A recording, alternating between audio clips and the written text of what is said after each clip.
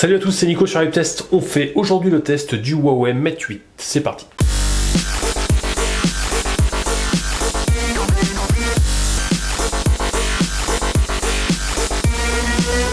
Donc très beau téléphone ce Huawei Mate 8. Donc on se retrouve avec une version Android 6.0. On a un écran de 6 pouces en Full HD en 1080 par 1920 avec une densité de pixels de 367 ppp. On est en Gorilla Glass. On a 3 Go de mémoire vive. Sur ce modèle, on a une mémoire interne de 32 Go. Il y a une version 64 Go qui est également disponible. On a une micro SD extensible à 128 Go. On a un appareil photo dorsal de 16 millions de pixels de marque Sony. Appareil photo frontal pour les selfies en 8 millions de pixels. On peut enregistrer en vidéo en 1080 en 60 images par seconde. On a de la 4G+, ça c'est bien. Donc on a un double SIM ou alors une SIM et une micro SD. On a un lecteur d'empreintes très efficace, une grosse batterie de 4000 mAh. Au niveau des dimensions, on est à 157,1 par 80,6 par 7,9 mm pour 185 grammes et on est aux alentours de 600 €.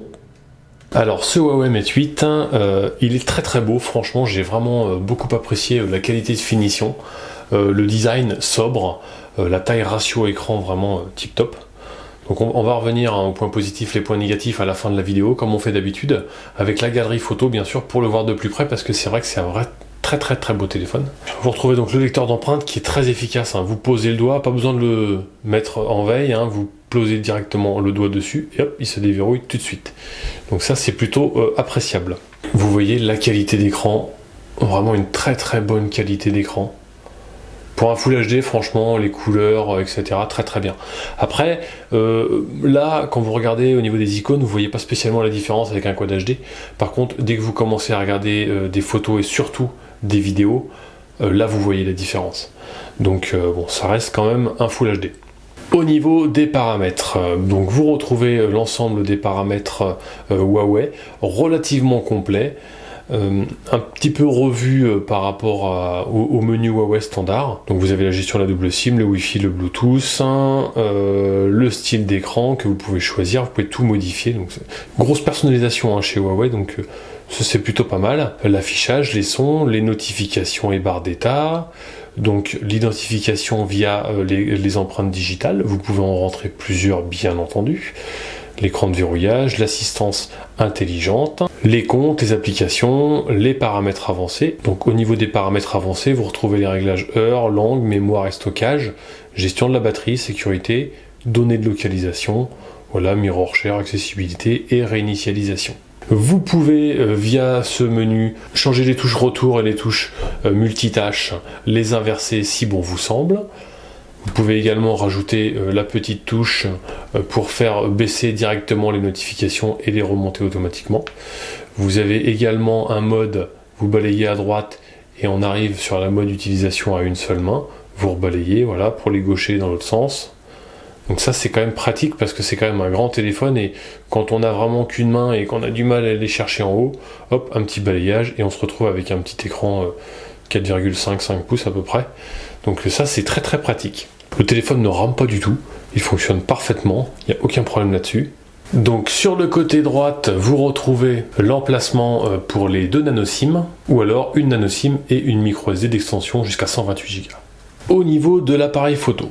Alors l'appareil photo de base, vous avez un format qui est en 4/3, d'accord? Donc pour ceci, il suffit d'aller dans les paramètres, et vous retrouvez donc la résolution ici. Donc on est en 4/3 en 16 millions de pixels, moi je préfère les 16/9, et là on descend en 12 millions de pixels. Bon, ça reste correct. Les étiquettes GPS, l'emplacement, les selfies, le mode silencieux, contrôle audio, minuteur, voilà, il y a pas mal de petites options, hein, vous voyez, regardez, toucher, prise de vue rapide, réglage de l'image, voilà. Beaucoup de fonctions sur ce téléphone. Vous retrouvez directement le mode HDR, le filigrane, réajustement de documents, ça c'est assez pratique, le mode nuit, le panoramique, professionnel, note audio, ralenti, etc. Encore une fois, vous pouvez balayer, passer en mode vidéo, en mode time-lapse, voilà. Là, la fonction embellir pour les selfies. Vous avez des touches raccourcies pour le flash, l'appareil photo selfie et les menus. Et puis ici, la galerie. Au niveau des réglages vidéo, vous avez la résolution en Full HD. On ne peut pas filmer en 4K sur celui-ci. L'emplacement, pareil, silencieux. Quelques petites options également pour le mode vidéo. Vous avez également ici pour donner des effets aux photos. c'est directement intégré, c'est pas mal. Donc petit comparatif photo entre ce Mate 8 et le S6 Edge Plus. Donc vous voyez, il y a plus de luminosité quand même pour le S6 Edge Plus. Là voilà, on voit pas grand chose, on voit la boîte, on voit le petit bonhomme Android. Là on voit quand même un petit peu mieux sur la version du Samsung. Là un petit peu moins d'éclairage aussi, mais bon, on voit quand même que c'est plus net, voilà, et plus lumineux sur le Samsung.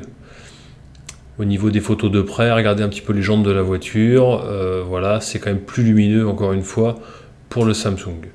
Au niveau des extérieurs, belle photo en extérieur, un petit peu trop lumineuse on va dire, un peu plus nette quand même sur le Samsung. Puis au niveau des selfies, il n'y a pas une grosse différence, il fait des beaux selfies, voilà. Le cadre un petit peu plus large quand même sur le Samsung. Au niveau de l'autonomie, en toute franchise, j'ai jamais eu un téléphone qui avait autant d'autonomie. Donc là-dessus, si je devais lui mettre une note, je lui mettrais 10 sur 10, étant donné que j'ai pas trouvé mieux encore pour le moment. Alors bon, sur ce schéma-là, c'est assez spécifique. J'étais parti, j'avais même pas 100%, et j'ai fait 3 jours. Alors, voilà, j'ai pas une utilisation intense du téléphone avec des jeux, avec énormément de réseaux sociaux, etc. J'utilise quand même toutes ces choses-là, mais voilà, je suis pas un assidu. Cela dit, si vous voulez faire une journée et demie, voire 2 jours, je pense qu'il n'y aura aucun problème, même avec une intensité de jeu et de navigation plus importante. Au niveau du benchmark, on arrive à 92 710, donc très très gros résultat pour ce téléphone là. Et puis au niveau de la liste, on se retrouve forcément en première position, hein, quasiment, puisque de toute façon là officiellement le Mate 8 il arrive à 92 746, nous on est juste derrière sur celui-ci, donc on voit vraiment que ça n'a pas été que c'est vraiment les vrais résultats pour ce Mate 8 qui est quand même une petite bête de course. Au niveau des jeux sur ce téléphone, aucun problème. Bon là c'est un petit jeu assez sympa qui est pas très très lourd, mais pour les jeux très lourds, il n'y a aucun problème dessus. Et c'est un réel plaisir que de jouer sur un grand écran comme ça. Donc un petit balayage, vous retrouvez les raccourcis directement que vous pouvez modifier.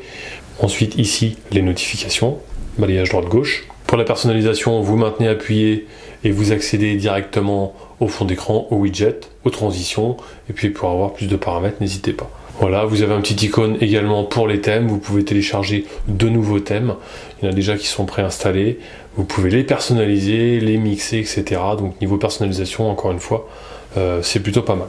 Alors les points positifs de ce téléphone, les points positifs, j'ai envie de dire, c'est la prise en main. La prise en main, l'accroche du téléphone, de par l'aluminium et de par ses bords légèrement incurvés, on retrouve vraiment le design du Mate S, mais malgré sa grande taille, je trouve qu'il a une bonne prise en main. Le design, moi je le trouve magnifique, je le trouve vraiment très beau, sobre, noir, l'alu brossé sur le côté, l'alu lissé derrière, le lecteur d'empreintes, l'objectif rond. Franchement, c'est un très très beau téléphone. Le téléphone ne rame pas, possibilité d'avoir 2 cartes SIM ou alors une extension de mémoire.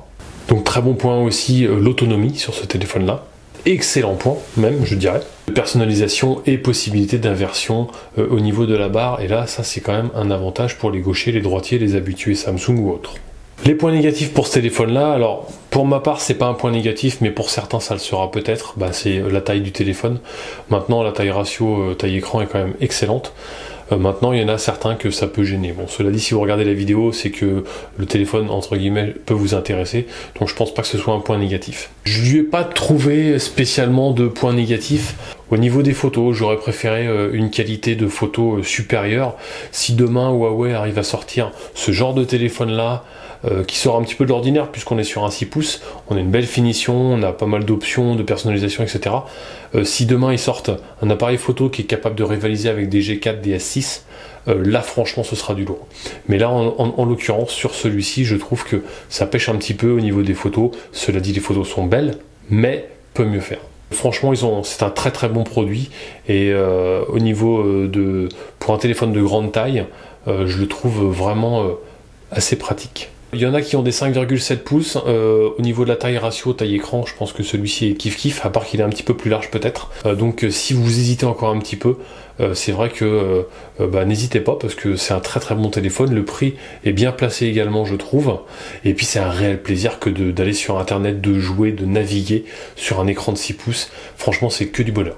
Voilà, j'espère que ce test vous aura plu. N'hésitez pas à liker la vidéo, à la partager, ça fait plaisir. Et puis on se retrouve prochainement pour un futur test ou unboxing. Je vous laisse avec la galerie photo. Allez, à bientôt, ciao.